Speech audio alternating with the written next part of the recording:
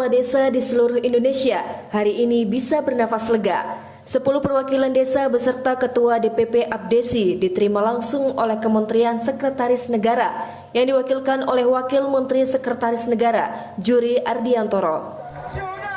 Pertemuan ini memastikan bahwa pencairan dana desa non-ERMAK tahap 2 tahun 2025 akan diselesaikan paling lambat pada tanggal 19 Desember mendatang. Di sela-sela orasi para kepala desa yang digelar di Jalan Merdeka, Jakarta Pusat, para kepala desa nampak menggelar kegiatan sosial menggalang dana bagi 3 provinsi di Sumatera Barat, Sumatera Utara, dan Aceh. Solidaritas para kades terlihat nyata dengan total sumbangan sukarela yang terkumpul mencapai 34 juta rupiah. Ini adalah bukti nyata kepedulian dan solidaritas antar kepala desa di seluruh Indonesia. Selain menyampaikan aspirasi terkait dana desa, kami juga ingin memastikan bahwa rekan-rekan desa yang terdampak di beberapa provinsi mendapat dukungan sosial. Hari ini kita tidak hanya memperjuangkan hak desa, tetapi juga menunjukkan kekompakan kita sebagai satu keluarga besar Abdesi. Dengan kepastian pencairan dana desa tahap 2 dan aksi sosial yang digelar, para kepala desa kini menatap akhir tahun dengan harapan baru. Pada hari ini tanggal 8 kita telah melakukan penyampaian aspirasi yang dilindungi oleh undang-undang dan alhamdulillah diterima oleh perwakilan Kementerian Sekretaris Negara yaitu Wamensesnek.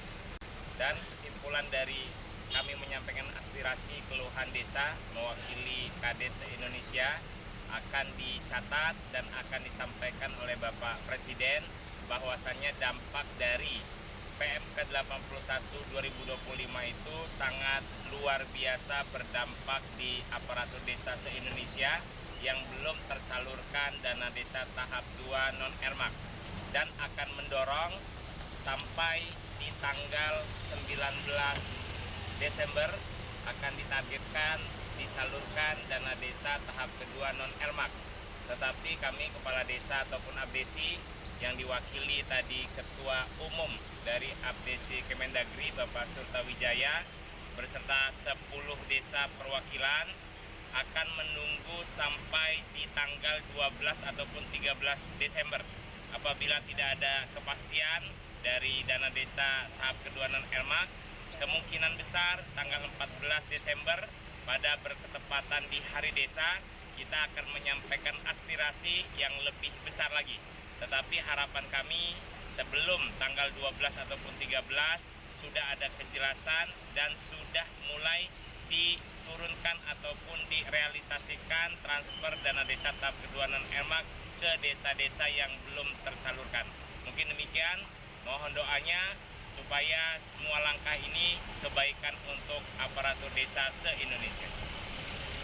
Kerjasamanya yang baik, kami sekali lagi kami akan melayani dengan baik kepada bapak-bapak maupun ibu-ibu dalam menyampaikan aspirasinya.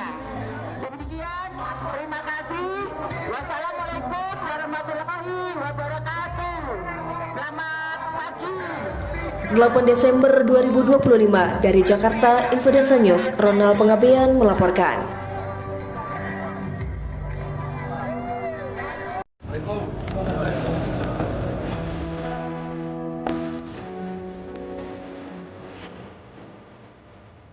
Asosiasi Kepala Desa seluruh Indonesia ini yang pertama-tama menyatakan dukungan terhadap program Astatifanya Presiden, menyatakan dukungan terhadap program MBG dan menyatakan dukungan terhadap koperasi desa. Oleh karena mereka mendukung, maka anggota Asosiasi Kepala Desa seluruh Indonesia ini memberikan masukan-masukan yang diharapkan bisa dapat mensukseskan program-program tersebut mengenai masalah percepatan pengadaan tanah untuk membangun wilayah koperasi. Nah, kami tadi sudah sampaikan bahwa ada beberapa solusi yang nanti akan disampaikan oleh pihak pemerintah kepada kepala desa sejauh dari informasi yang sudah kami dapat. Nah, sehingga kemungkinan untuk tanah-tanah untuk membangun wilayah tersebut sudah ada solusi. Begitu juga dengan IBG, bahwa mereka minta keterlibatan dari BUMDes misalnya, dan agar terkoordinasi dengan kepala desa supaya perputaran uang itu bisa di desa tersebut dan bisa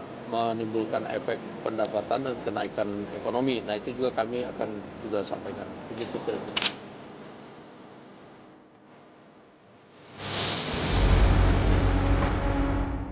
Halo teman-teman, perkenalkan nama saya Gaudensius Farnoden Farnu, biasa dipanggil Farno. Saya dari Prodi Pendidikan Guru Sekolah Dasar dengan NPM 24103439. Baik, pada video kali ini saya akan menganalisis tentang aspirasi Kades di Indonesia. Melalui aspirasi Kades di Indonesia dapat bernafas lega yang menunjukkan bagaimana ribuan kepala desa atau Kades dari berbagai daerah di Indonesia berkumpul dan menyuarakan aspirasi mereka terkait isu penting, yaitu penundaan pencairan dana desa. Melalui tahapan yang mempengaruhi kegiatan pembangunan di wilayah desa, dan dengan adanya audiensi ini, para kepala desa akhirnya merasa lega setelah aspirasi mereka diterima dan mendapatkan tanggapan dari pihak terkait yang mencerminkan bahwa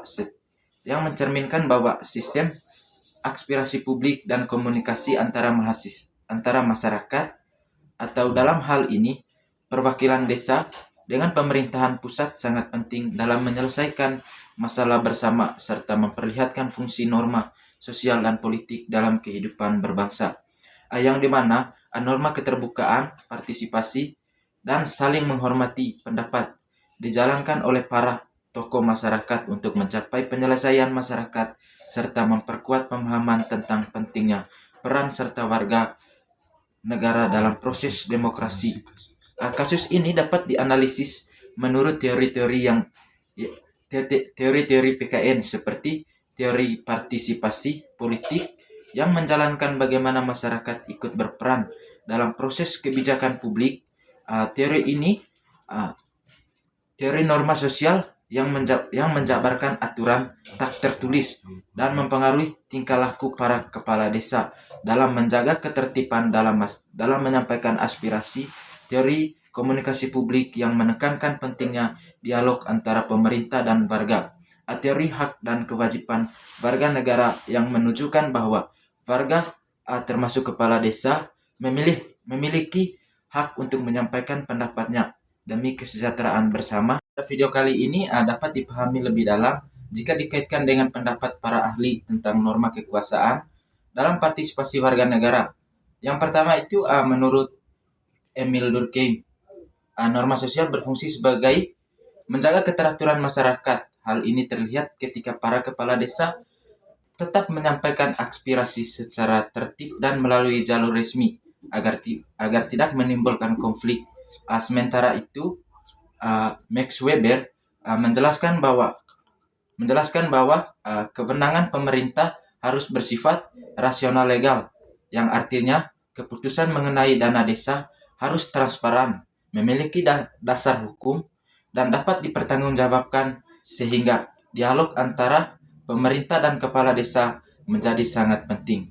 Baik, selanjutnya Taklot Parsons yang menyatakan bahwa masyarakat akan berjalan baik jika setiap unsur bekerja sama sesuai dengan perannya. Dalam kasus ini, pemerintah pusat sebagai membuat kebijakan dalam mengatur kepala desa sebagai pelaksanaan di lapangan harus saling mendukung agar program pembangunan tidak terhenti. Dari sudut pandang John Locke, setiap warga negara memiliki hak untuk menyampaikan pendapat demi melindungi kepentingan publik. Hak ini tampak ketika kepala desa memperjuangkan dana desa karena menyangkut kesejahteraan masyarakat. Yang terakhir, menurut David Easton, politik adalah proses mengalirnya tuntunan atau input dari masyarakat kepala pemerintah yang kemudian dialog menjadi kebijakan atau output direspons sehingga menghasilkan kejelasan dan solusi. Dengan demikian, kasus dalam video bukan hanya peristiwa biasa, tetapi contoh nyata itu bagaimana norma, hak dan warga negara, partisipasi politik dalam mekanisme demokrasi yang bekerja sama untuk menjaga keadilan dan keteraturan serta keberlanjutan pembangunan di tingkat desa. Baik, sekian penjelasan materi dari saya. Atas perhatiannya, saya ucapkan limpah terima kasih.